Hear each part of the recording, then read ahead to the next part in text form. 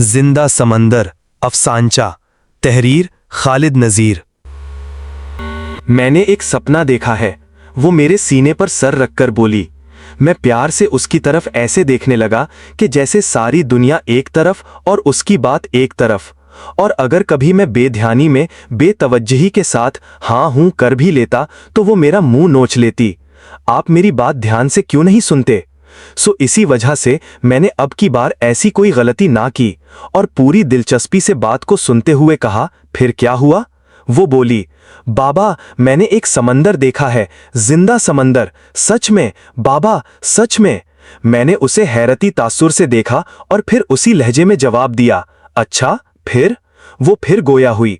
बाबा उस समंदर की बड़ी बड़ी आंखें थीं, हाथ, नाक, मुंह और बाल थे, मतलब पूरा चेहरा था। सच में बाबा, सच में। अब वो हाथ के इशारे कर करके मुझे बताने लगी।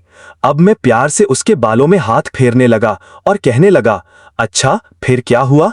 मैं समंदर के किनारे खड़ी थी। वहां और लोग भी थे, मामा, बाबा, अब्दुल वहाब, चाचू, चाची। वो एक एक करके खानदान के सब लोगों के नाम गिनवाने लगी। और फिर बाबा, मुझे डर लगने लगा, क्योंकि जो भी समंदर को हाथ लगा लेता वो पानी बनकर समंदर में मिल जाता। मैं वहां से भागना चाह रही थी, मगर मैं भाग नहीं पा रही थी। फिर समंदर ने मुझे खुद ही छू लिया और मैं पानी बनकर समंदर में मिल गई। मैं चीखती रही, मैं चीखती रही, आपने मुझे बचाया भी नहीं। वो रूहानसी होकर कहने लगी। मैं खामोशी से उसके बालों में हाथ फेरते हुए हाँ हूं करने लगा। बाबा, वो जोर से बोली, और फिर मैंने समंदर का मुंह पट लिया, ऐसे जैसे आपका मुंह। अब वो मेरा इसी तरह मुंह नोचने लगी जैसे वो अक्सर मेरी बेध्यानी को महसूस करके करा करती थी। मैंने दोबारा उसकी तरफ तवज्जो से देखते हुए कहा, जी जी बाबा जानी, मैं आपकी बात सुन रहा हूं, तुम आगे बोलती जाओ, मैं तवज्जो से सुन रहा हूं।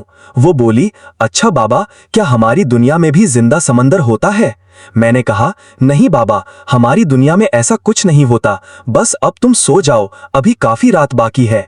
वो मुंह बसूर के सो गई और मैं उसके बालों में हाथ फेरते हुए सोचने लगा, क्या वाकई हमारी दुनिया में भी जिंदा समंदर होता है? अगर जिंदगी आगाज पानी से हुआ है तो फिर वो चीज कि जो जिंदगी के आगाज का बायस हो वो मुर्दा कैसे हो सकती है?